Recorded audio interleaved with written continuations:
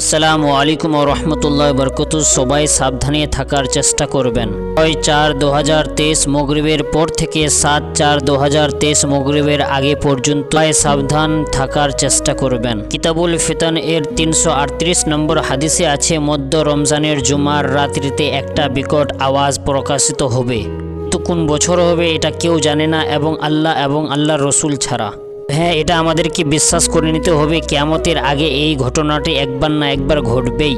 এবং ইমামে আহমদ রাজা রাদিয়াল্লাহু তাআলা তিনি নিজ কিতাব ফতোয়া রাজওয়ে 12 নম্বর জিলদ 160 নম্বর পেজের মধ্যেও বলেছেন, বলা যায় না কোন বছরে আসতে পারে। অনেক রমজান এসেছে যেটা প্রথম রমজান থেকে জুমার দিন থেকেই শুরু হয়েছে, এমনও অনেক বছর এসেছে, এটা বলা যায় না। কিন্তু হ্যাঁ, আমাদেরকে এটা বিশ্বাস করতে হবে। হাদিসে অনুযায়ী আল্লাহর রসুল বলে গেছেন, কিয়ামতের পূর্বে জুম্মার দিনে 15 রমজানের এই ভয়াবহ আওয়াজটি আসতে পারে।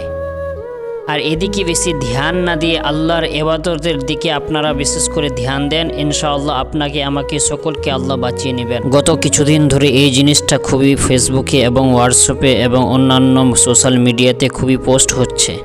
6/4/2023 মাগরিবের পর থেকে 7/4/2023 মাগরিবের আগে দুনিয়া ধ্বংস হয়ে যাবে বা কিয়ামত চলে আসবে মানুষের বিশ্বাস।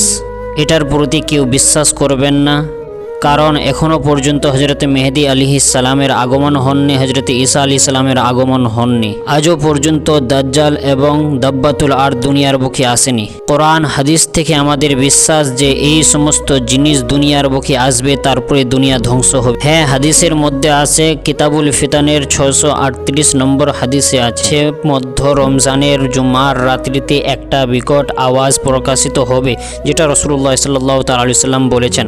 কখন হবেন এটা কোনো প্রকাশ্য নয়, আর এটাও কেউ বলতে পারবে না এবং আল্লাহ আর রসুল ছাড়া।